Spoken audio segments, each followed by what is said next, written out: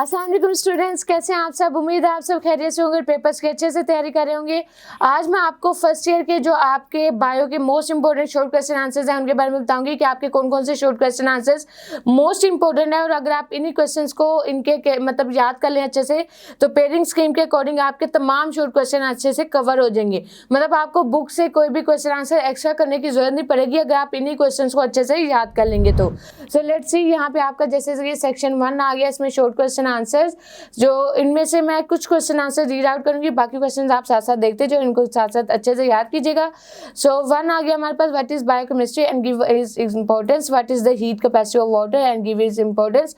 Next one is define the heat of vaporization and give the heat of vaporization of water, differentiate between the glycosides, क्लेसोकेसिस and peptides bonds. उसके अलावा next हमारे पास इसी तरह आ गया, what are the lipids, give the roles of the waxes, differentiate between saturated and unsaturated fatty acid. Next one हमारे पास इसी तरह आ गया, differentiate between nucleosides and nucleotides. Next one हमारे पास इसी तरह क्वेश्चन आ गया, what are the conjugate molecules and give role and examples of enzymes activator.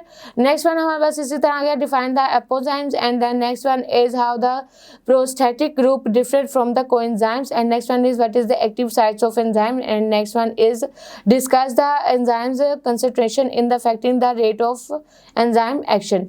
Next हमारे पास इसी तरह आ गया, what is mean by the inhibitor of enzyme and give two example। और इसके अलावा नेक्स्ट हमारे पास इसी तरह आ गया, what is the nuclear mitosis and what is the microhyes and differentiate between the cyclogamy and plasmogamy। Next one हमारे पास इसी तरह आ गया, what is the smuts and give the logical importance of the lichen and next one हमारे पास इसी तरह आ गया, what is the hypoplasmosis, give its causes, differentiate between the radial and the bilateral symmetry and differentiate between the schizocoelous and the enterocoelom. Next one हमारे पास इसी तरह आ गया, how the acoelomates differ from the पेसिडोलोमेज।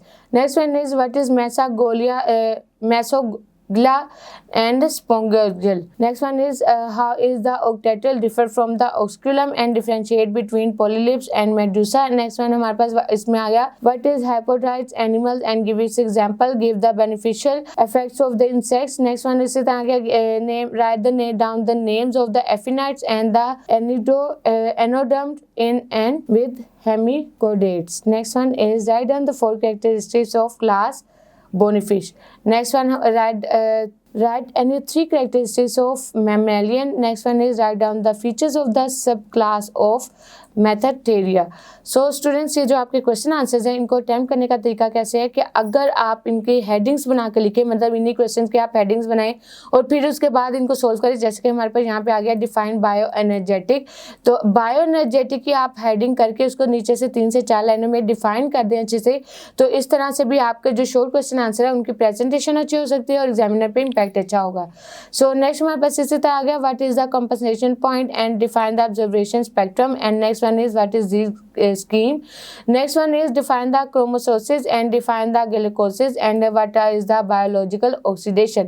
Next हमारे पास section 2 के means के second आपका क्वेश्चन नंबर जो 3 है उसकी पेयरिंग स्कीम के अकॉर्डिंग ये क्वेश्चन आपको दिए गए हैं, जिसमें हमारे पास सबसे पहले आ गया differentiate between the fresh water biology and the marine biology, differentiate between the population and community, define the term biome with example. Next हमारे पास इसी तरह आ गया, define पैलेटिक lineage and biodiversity। Next one is write the names of the 4 arrays and of geological time chart and next one हमारे पास इसी तरह आगे differentiate between chemotherapy and radiotherapy, differentiate between the gain therapy and the chemotherapy। Next one हमारे पास इसी तरह आगे define bioremediation and the endangered species।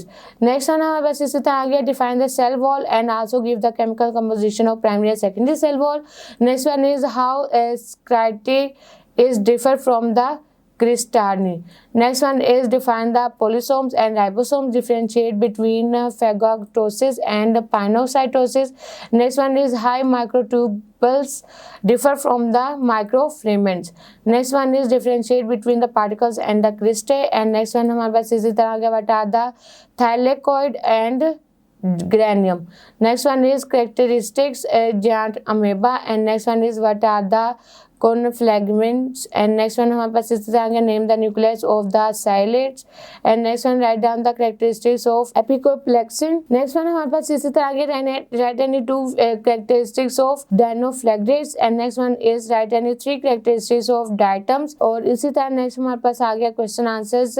green algae are considered astral so organism of Greenland plants. Why? So next one is write down the similarities and differences between the fungi and the fungi of plasma. next one हमारे पास इसी तरह pretesta. next one हमारे पास इसी तरह question आ गया differentiate between organism and the self respiration. next one is define respiratory surface and give its properties, and next one is difference between the glottis and epiglottis, difference between the bronchi and bronchioles. next one हमारे पास इसी तरह आ गया respiratory distress syndrome. what is हमारे पास respiratory distress syndrome के बारे में डिफाइन भी आ सकता है आपका, what is की तरह भी क्वेश्चन आ सकता है, और एक्सप्लेन भी आपका वो कहा जा सकता है, पेपर में कह सकते हैं. नेक्स्ट वन हमारे पास pH effect in the capacity of the hemoglobin of combined with oxygen. Next one हमारे पास इसी तरह आ गया what are the symptoms of emphysema, and the next question is differentiate between diffusion and osmosis and define the water potential, and next one is what are the lenticels,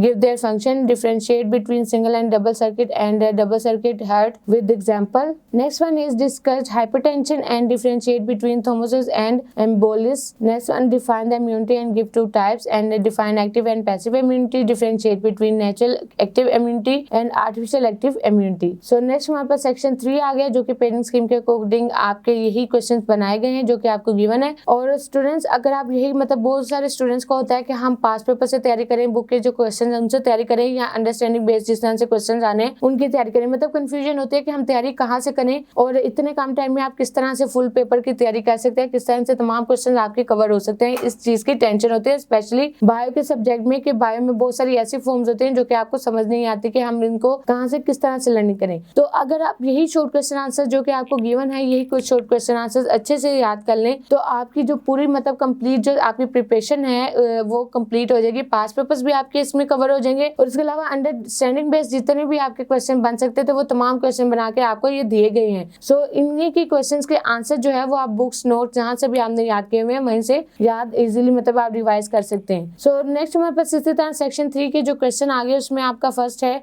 viruses are intracellular obligates parasites comment.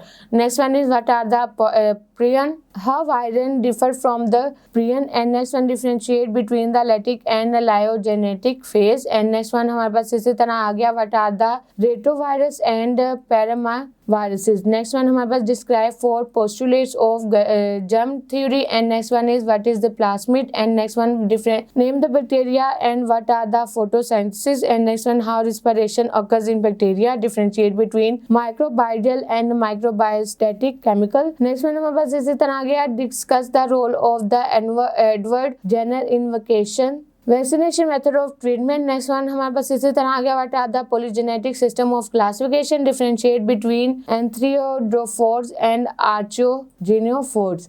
Next one what is the alternation of generation and give it significance. Next one हमारे पास इसी तरह आ गया differentiate between the microphyll and megaphyll, differentiate between homosphere and heterosphere. Next one हमारे पास इसी तरह आ गया what is the gymnosperm, give example, differentiate between the male and female cones of fineness.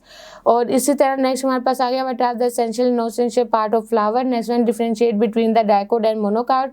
Next one is what is mean by the symbiotic nutrition, and the next one is what is the dietarious feeding and give example. next हमारे पास इसी तरह आ गया define the digestion and egestion, and next one is differentiate between the herbivores and carnivores. और इसी तरह next हमारे पास आ गया write any two functions of octaval cavity, differentiate between camin and bolus, and next one is give names of hormones and secreted by the digestive system. और इसी तरह next हमारे पास आ गया write the composition of pancreatic juice, and next one pancreatic juice, and next हमारे पास इसी तरह आ गया compare the diarrhea and constipation.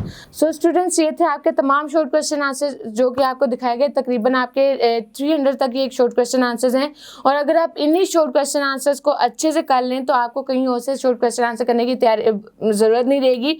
और तकरीबन 100% आपके तकरीबन जितने भी शॉर्ट क्वेश्चन हैं बोर्ड में आपके इन्हीं में से आएंगे इंशाल्लाह, और 100% आपके मार्क्स आएंगे. फिर मुलाकात होगी, तब तक के लिए अपना बहुत सारा ख्याल रखें, पेपर्स की अच्छे से तैयारी कीजिएगा. अल्लाह हाफिज़.